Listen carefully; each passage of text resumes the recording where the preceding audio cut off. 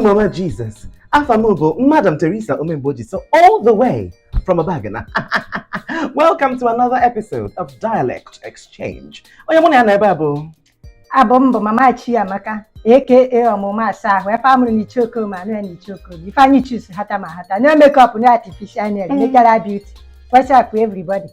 What's up, everybody? Yes. So, is there a reason? We have makeup. We are natural. Because you can't afford it? Or no, it's not that we cannot afford it. We are natural. Natural. It's natural. Okay. Yes, we are not Dabakwa. Okay, is there again? Yes, we are not Daban. Okay, I want to talk about me move. Yes. So, Mama. Of course, I'm going to say Anambra dialect. I'm going to say Isokoma. Isokoma, do you know what Ebonyi State. Isokoma, Ebonyi State.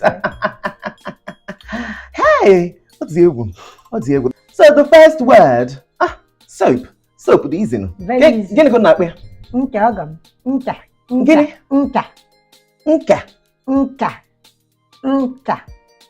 Ah, now what? If I not be able to You speak with confidence. Nka.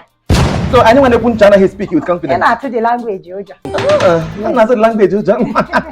Yes, yes. And we can. I think thank you when I took Puncha Oja. What? Because if any Nana, you're saying in a safari with Uncha. Whatever. That's the the next word. Oh, book.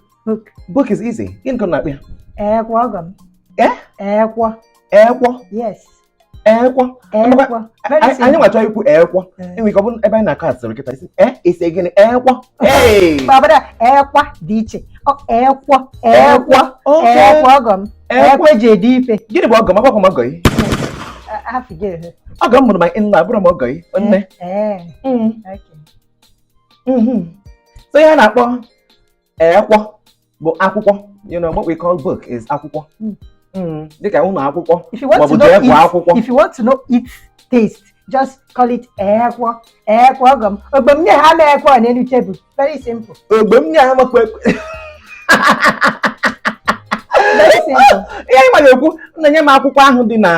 Table, you know. Hey, what's the next word?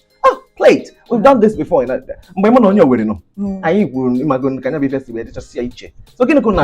plate. Anyways, it depends on the one that you are referring to. We have breakable plates. And you know, we are eferenkowa. Okay. I want to eferenkowa. Rubber plates. We call it rubber. Rubber. Rubber. Rubber plate. Yes, plastic. That's rubber plate. Okay. Then stainless plates. We call it efere saka. Yes, very simple. Efere saka. Okay. I want to play in a fele.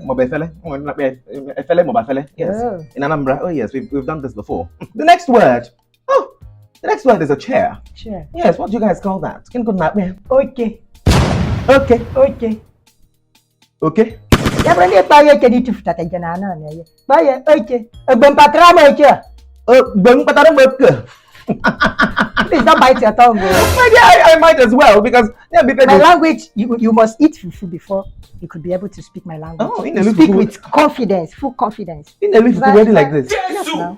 I don't have by now. Inner power. So you have inner power. Hey, a woman that moves. How many years in What? See, they are still carrying me. Yes, they're still calling you. No, well, hey. Anyway, Anambra but Oche. Kind of, Oche. You mean can you ever since? Okay, but if you say okay, very simple. Okay. Hi, you know that kind of thing. Isokoma for life. Anyway, the next one is a statement. I want to kiss you. Very simple.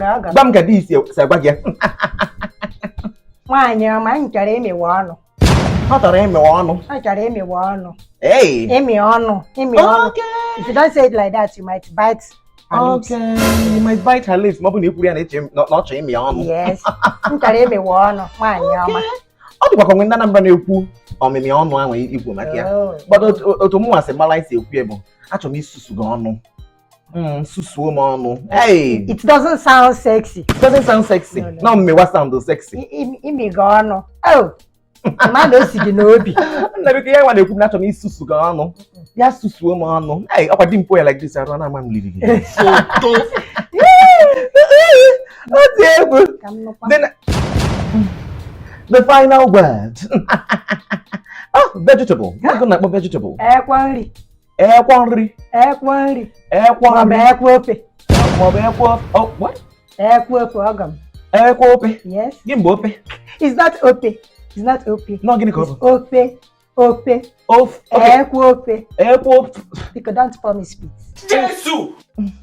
My apologies. I mean, who knows? My saliva could even be your healing. Can you ruga Hey.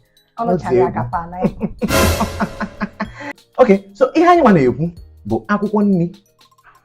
Akwụkwọ nni.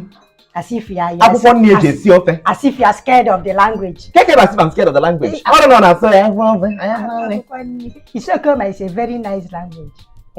Isu language. Well, Anambra always, stands tall. I mean, if I can say a quote, what's even live and direct. But I'm saying you zangan. Because I can't understand you. You cannot speak this kind of language with an Agboro person. But my language, if you speak my language to an Agboro, you know what? You don't go nature. You might find out Agboro. Oh, no, it's clear for Agboro. My apologies to knowledge, but that's the truth. Thank you so much for joining us on this episode of Dialects Exchange. Oh yes, Afamobo, Madam Theresa Memboji, all the way from Abagana, joined by the beautiful. Mama Chiamaka from Isokoma. Chai. Oh yes. Bye bye.